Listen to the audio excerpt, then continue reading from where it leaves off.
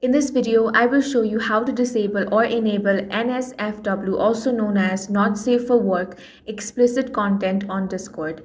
To make these changes, you must either be the server owner or have a proper permission. First of all, start by opening up the Discord app. Now log into your account. Then you want to select the server where you want to adjust the settings. Tap on the server name at the top. This is going to open the server menu. Now you want to head over to settings. Once you are on your profile settings, scroll down until you find the Privacy and Safety section. Select that. In this area, you can manage your explicit content filters. You'll see different options such as filtering all direct messages, filtering direct messages from non-friends, or choosing not to filter any direct messages at all.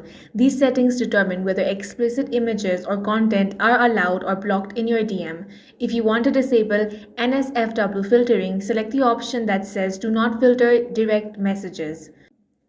If you want to enable the restrictions, choose either of the filtering options depending on how strict you want Discord to be. And that's all you need to enable or disable NSFW explicit content on Discord. If you found this video useful, make sure to hit the like button and subscribe to our channel.